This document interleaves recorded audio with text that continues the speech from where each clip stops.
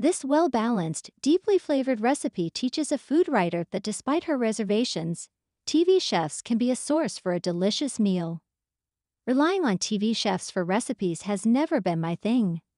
After all, their milieu is entertainment, not necessarily the kind of visceral deliciousness I can hope for from working restaurant chefs in my job as a food critic. But even I have to admit that sometimes a celebrity chef can get it right. Case in point. Rachael Ray's spicy honey mustard chicken with potatoes and green beans.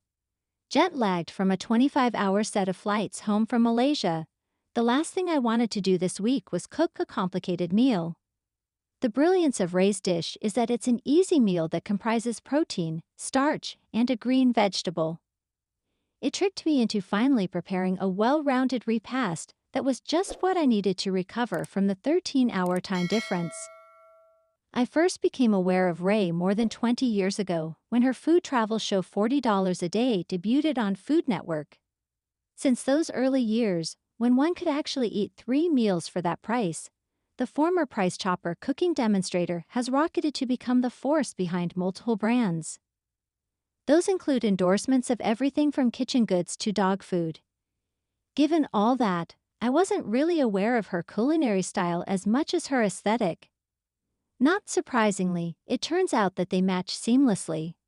Her cozy personality means that she shares recipes with a comfort food edge and a touch of sophistication.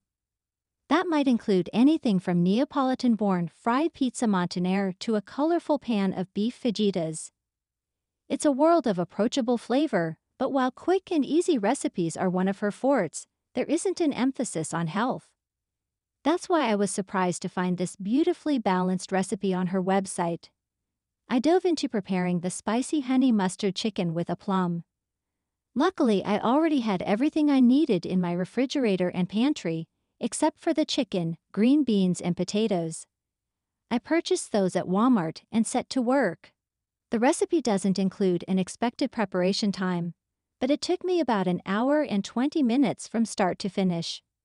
I began by blanching the vegetables.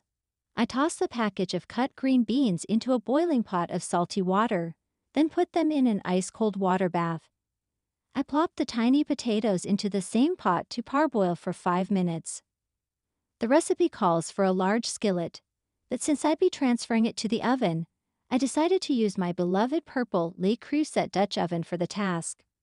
I heated it to medium-high on the stove, seasoned the raw chicken liberally with salt and pepper, then browned all 8 pieces, about 3 at a time, in olive oil. This took a while, well more than the 8 or 9 minutes the recipe mentions, but I wanted to make sure that the skin was crispy. I also browned the halved potatoes. I'm not a big fan of spuds, so I don't often cook with them, but the smell of them frying couldn't help but make my mouth water. So did the odor that emanated from 4 cloves of garlic browning in the 4 tablespoons of butter I added to the pot. Here's where I broke from Ray's directions.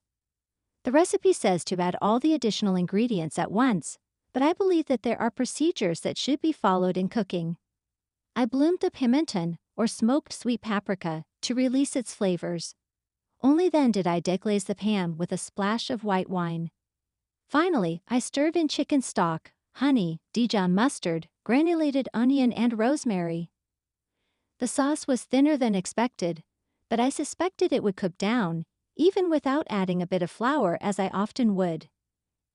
I returned the chicken and potatoes to the pan and coated them with the honeyed Dijon sauce.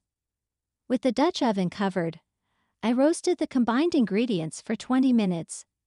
I finished the recipe by adding the green beans to the pot and cooking the whole thing for another 15 minutes.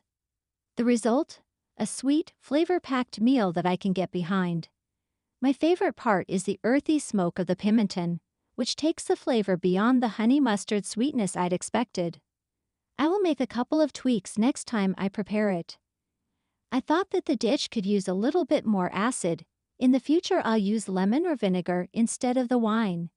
And I'll reduce the sauce more before putting in the chicken and potatoes. A matter of personal preference, I prefer my skin on chicken crispy. For the leftovers, I reheated the chicken in the air fryer until the wings, thighs, and drumsticks shattered at first bite. I might do the same to the potatoes too.